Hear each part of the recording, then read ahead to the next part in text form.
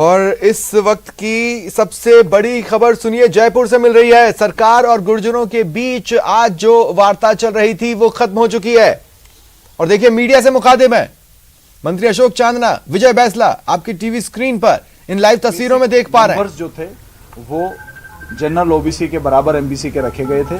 वहां एससी और एसटी को विशेष शिथिलता दी गई है पूर्व में।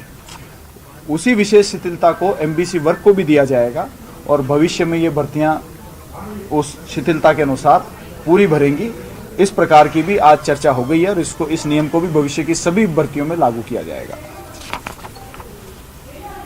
रीट 372, 233, नर्सिंग 2013 और 1250 पदों की पदोन्नति के संबंध में एक हाई पावर कमेटी बनाई गई है, जिसमें चारों विभागों के बड़े अधिकारी सारे नियम देखकर इसमें किन किन के अंदर जल्द से जल्द सहूलियत दी जा सकती है। 1 महीने का समय कमेटी को दिया गया है कि 1 महीने के अंदर उनको फैसला कर देना है और जो फैसला कमेटी के आएगा उसको तुरंत लागू सरकार करेगी। ये भी आज की मीटिंग में तय हो गया है।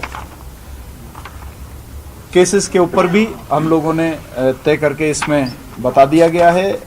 छात्रवृत्ति योजना की जो पेंडेंसीज थी वो तकरीबन जब आरक्षण संघर्ष समिति ने उनका मेमोरेंडम दिया, हमें इस बात की खुशी है कि मेमोरेंडम दिया और अभी से 70 से 80% तो छात्रवृत्तियां निकल चुकी हैं। बाकी छात्रवृत्तियां भी मुश्किल से मुश्किल 15 दिन के अंदर सारी निस्तारण कर दी जाएंगी। इसके ऊपर चर्चा और सहमति बन गई है। गुरुकुल योजना के संबंध में भी कुछ पॉइंट्स आरक्षण संघर्ष समिति ने उठाए हैं। उस योजना का थर्ड पार्टी इन्वेस्टिगेशन होगा, जांच समिति बैठकर इसके ऊपर रिपोर्ट देगी और जो नए सुझाव भी आएंगे उसमें सुधार करने के लिए उन सब सुझावों के ऊपर जल्द से जल्द जांच कमेटी की जो रिपोर्ट आएगी उसके ऊपर कार्रवाई सरकार करेगी। एक बहुत बड़ी और सौगात जो मैं मानता हूँ कि चिकित्सा शिक्षा विभाग मेडिकल महाविद्यालय में जो राजकीय सीटें हैं राजस्थान की, उसमें एससी एसटी के ही तर्ज पर एमबीसी वर्ग को भी ट्यूशन फीस की छूट एससी एसटी की तर्ज पर ही दी जाएगी। ये भी मैं समझता हूँ कि अति पिछड़ा वर्ग के लिए एक बहुत बड़ी मलहम के रूप में, एक बहुत बड़े सपोर्ट के रूप में होगा। और मुझे तो ये बताते हुए खुशी है कि जो भी पॉइंट्स आरक्षण संघर्ष समिति के थे उन सभी पॉइंट्स के ऊपर हम लोगों ने सरकार ने माननीय मुख्यमंत्री जी ने, मैं माननीय मुख्यमंत्री जी को धन्यवाद देना चाहूँगा कि सब पॉइंट्स के ऊपर पॉजिटिव वो रखते हुए ज़्यादा से ज़्यादा पॉइंट्स को 90% पॉइंट्स को समाधान तुरंत करवाने का और फैसला लेने का काम हुआ, वो माननीय मुख्यमंत्री जी के नेतृत्व में हुआ। और मैं बधाई देना चाहता हूँ आरक्षण संघर्ष समिति को भी कि आप लोगों ने जो पॉइंट्स उठाए और जो बारीकियाँ पकड़ी, जो विसंगतियाँ थी, जो कुछ कमियाँ थी, उनको आपने अच्छे से पकड़ा और उस वजह से कई पॉइंट्स के ऊपर सरकार का भी ध्यान आकर्षण हुआ। और भविष्य में इस प्रकार की विसंगतियाँ और इस प्रकार की कमियाँ नहीं रहे, इसके ऊपर भी सरकार काम करेगी। सर, तो क्या माना जाए भारत जोड़ो यात्रा का जो स्वागत सत्कार होगा उसमें तमाम एमबीसी समाज के लोग भी शामिल होंगे? आप लोगों ने 4 दिन की जो मशक्कत रही, जो एक्सरसाइज रही, वो सफल होती है, पूरी तरह से सफल मान रहे हैं आप अपनी नजरिए से? क्या कहना चाहेंगे? देखिए, भारत जोड़ो यात्रा एक सफल यात्रा है। जो राहुल जी देश में, आज कोई चुनाव नहीं है, आज कोई वोट मांगने नहीं आ रहे हैं, कोई वोट की चुनाव की रैली नहीं है। उनका केवल ये कहना है कि हिंदू मुस्लिम मत लड़ो, गुजर मीणा मत लड़ो, जाट राजपूत मत लड़ो, नफरत की राजनीति खत्म होनी चाहिए, प्यार सद्भाव की राजनीति होनी चाहिए, मान सम्मान की राजनीति होनी चाहिए। तो मुझे लगता है कि देश का हर व्यक्ति, चाहे वो किसी भी राजनीतिक पार्टी का हो, किसी भी समाज का हो, किसी भी धर्म का हो, किसी भी जाति का हो, वो ये चाहता है। एक राष्ट्र तभी मजबूत हो सकता है जब उस राष्ट्र में प्यार मान सम्मान का संचार हो। और एमबीसी की तरफ से यात्रा के संबंध में क्या रहेगा, मैं समझता हूं कि भाई विजय बैंसला जी उसके बारे में ज़्यादा बेहतर बता पाएंगे। तो आप ये मंत्री जी, आप ये मान रहे हैं कि आपके और आपकी टीम के एफर्ट्स रहे कि इतनी पुरानी जो मांगे रही इस पर आप लोगों ने काम किया, मुख्यमंत्री के बीच में एक सेतु का आप लोगों ने काम किया, आपकी टीम का पूरा क्या, किस तरह से आपकी टीम? मैं समझता हूँ कि आरक्षण संघर्ष समिति ने बहुत लंबा संघर्ष किया है, निरंतर संघर्ष किया है और अपने मुद्दों के ऊपर मजबूती से डटे रहे हैं। और माननीय मुख्यमंत्री जी ने बड़ा दिल रखते हुए हर समस्या का समाधान करने की मानसिकता रखते हुए हमें दिशा निर्देश उन्होंने दिए हैं और उसी वजह से ये समाधान हो सका। बैंसला साहब बताइए सर, क्या किस तरह से रहा? देखते हैं आप 4 दिन की इस वार्ता को और लंबा संघर्ष रहा आपको। जब कोई वार्ता लंबी चलती है तो उसमें कुछ ना कुछ अच्छा ही निकल के आता है। अब आप ये देखिए कि बहुत सालों से संघर्षरत रहे हम बैकलॉग के लिए। हमारी एक बहुत बड़ी प्रॉब्लम थी बैकलॉग की। बैकलॉग ऑफिशियली राजस्थान में इम्प्लीमेंट ही नहीं हुआ था, तो मिलेगा कैसे? टेक्निकल बैकलॉग की बात कर रहा हूँ। तो आज मैं बहुत धन्यवाद देना चाहता हूँ मुख्यमंत्री जी को और अशोक जी को, जिन्होंने खूब मशक्कत करके, और पूरी टीम को, अवाना जी, यादव जी और कल्ला साहब को, और सबको, पूरी ब्यूरोक्रेसी को। झगड़े काफ़ी हुए, झगड़े होते हैं तभी तो कुछ रिजल्ट निकलता है, नहीं तो अब चुपचाप बैठे रहेंगे तो फिर कुछ भी नहीं होता।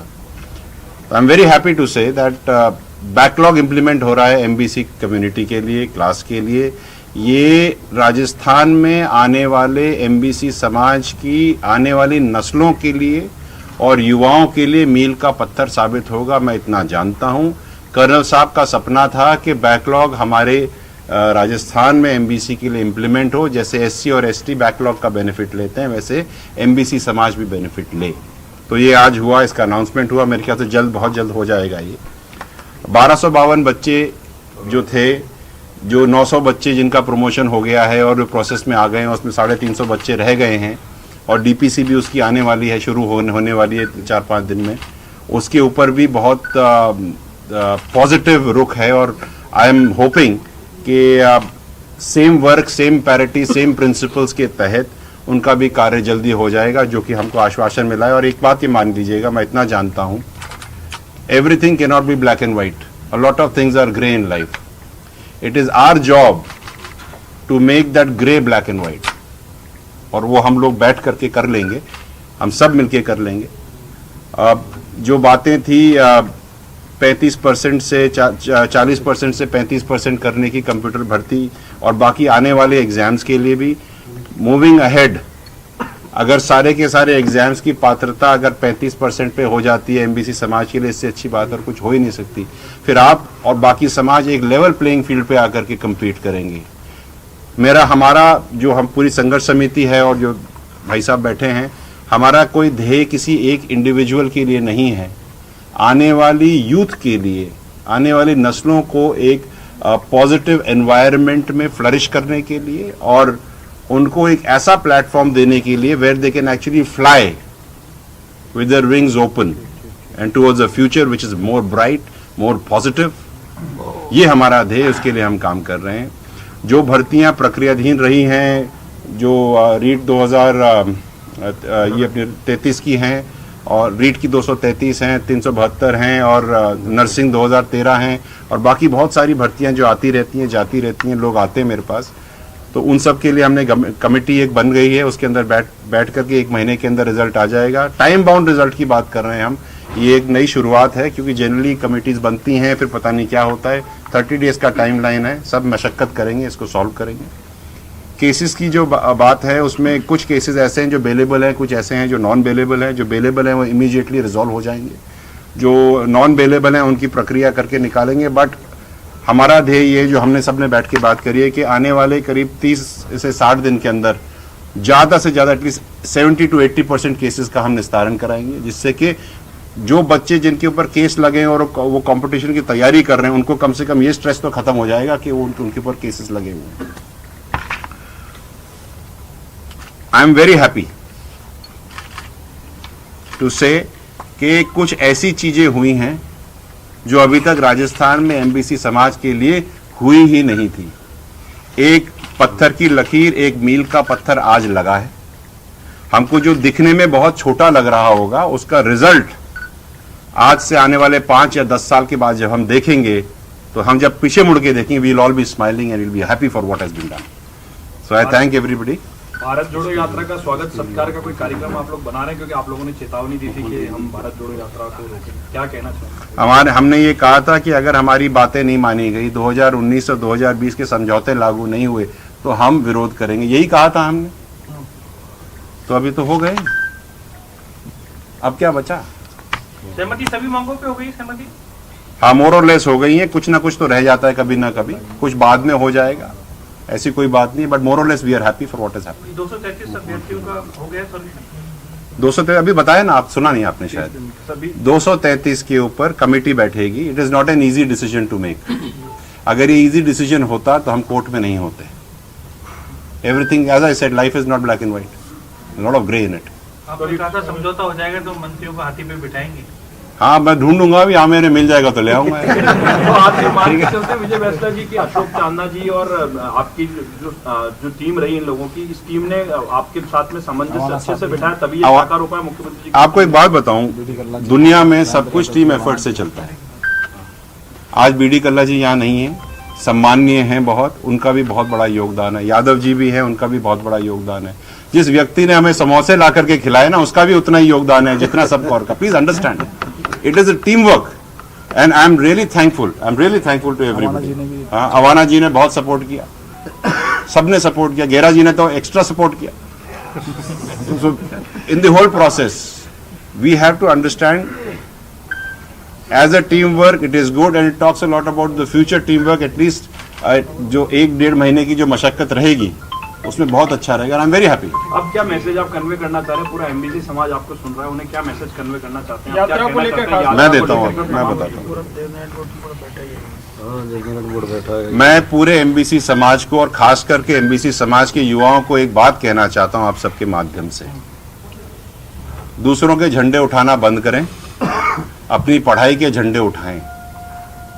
नहीं तो अगला बंदा तो झंडा लेके आगे चला जाएगा और आपके हाथ में केवल डंडा रह जाएगा, और वो डंडा आपको कहीं नहीं लेके जाएगा। Please study. आप जो भी व्यक्ति 17 से लेकर के 25-27 साल की उम्र का है, उसको अपना पूरा फोकस पढ़ाई पे, अपने करियर पे और अपनी जिंदगी बनाने के लिए करना चाहिए। जिसको पॉलिटिक्स करनी है करे, बट बच्चे हो जाएं, घर में कम से कम 20-25 लाख रुपए सेविंग आ जाए, उसके बाद जितनी पॉलिटिक्स करनी है करिएगा। जिसको politics as a career option choose करना है, वो politics as a career option choose करके उसमें आगे बढ़िए। बीच की मझधार में मत चले जाइएगा, डूब जाओगे भाई। ये मैं पूरे समाज को, एमबीसी समाज को तो कह ही रहा हूं, लेकिन बाकी हर समाज के हर युवा को मेरी तरफ से एक छोटी सी सिफारिश भी है और एक डायरेक्शन भी है। नहीं, यात्रा को लेकर के क्या कहना चाहेंगे? यात्रा के लिए अच्छा है, आइए, स्वागत है राजस्थान में। यात्रा की बात भी करूंगा, लेकिन उसके साथ साथ मैं राजनीतिक बात भी करूंगा। मैं ये कहना चाहता हूं सबको कि राजस्थान संस्कृतियों का प्रदेश है। हमें राजनीति संस्कारों से करनी चाहिए, और उसके साथ साथ मैं ये भी कहूंगा कि यात्रा आ रही है, स्वागत होना चाहिए, क्यों नहीं होना चाहिए। अतिथि देवो भव का देश है, आना चाहिए, हम भी करेंगे, क्या दिक्कत है। सर, कुछ नेता हैं समाज के, राजनीति तो करते हैं लेकिन समाज के साथ आकर के खड़े नहीं हुए, उनके लिए क्या मैसेज है? कुछ नहीं। क्या प्रश्न है आपका? कुछ नेता हैं जो राजनीति तो करते हैं लेकिन समाज के साथ आके इस आंदोलन में खड़े नहीं हुए आपके साथ में। तो ये बैठे तो हैं, ये समाज के और जो नेता हैं जो नहीं है, जो नहीं है वो आप उनसे पूछिए, हमसे क्या पूछ रहे हैं। अभी जिनके लिए आपने निशाना साधा, मैंने कोई नहीं साधा। सर, उनका सवाल ये था कि गलत आपकी दिशा शब्दों मत को दीजिए। लेकर एक विधायक ने, आप ही के तबके के विधायक ने सवाल उठाया कि आप से मिले, क्या चर्चाएं हुई, क्या बातें हुई? अच्छी मीटिंग को अच्छी नहीं, मैं दे देता हूँ, बहुत अच्छा सा जवाब दे देता हूँ इनको। हम तो सबसे मिलते हैं, ठीक है। कल मैं आपसे भी मिलूंगा, तो उसमें भी कोई राजनीति थोड़ी हो रही है। जिसके जैसे भरम वैसे उसके कर्म, ठीक है। मेरे को इसमें कुछ नहीं कहना।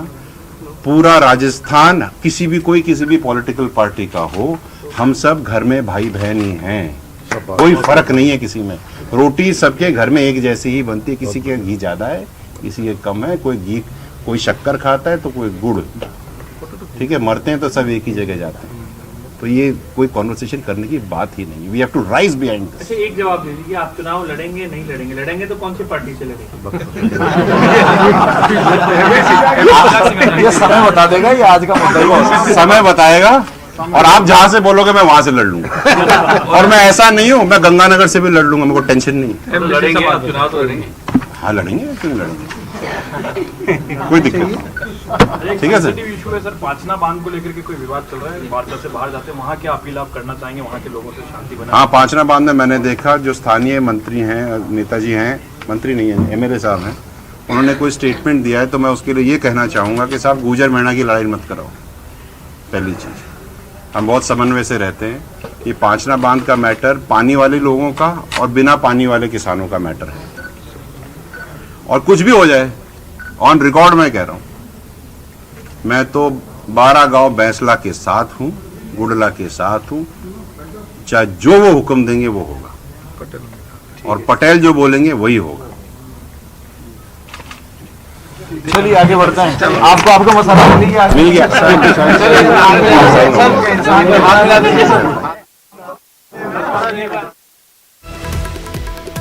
बीच में जो वार्ता चल रही थी उसमें बात बन गई है। ये वार्ता सफल हो चुकी है।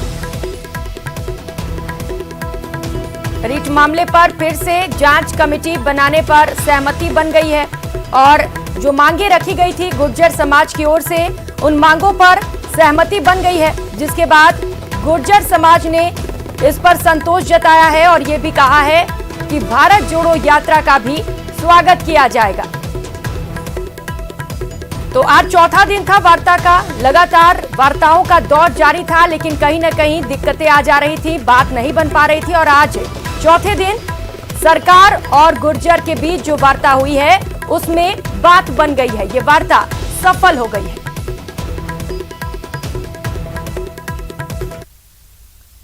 और अब एक नजर सिटी 70 पर और उदयपुर से आ रही इस वक्त की बड़ी खबर आपको बता दें। वल्लभ नगर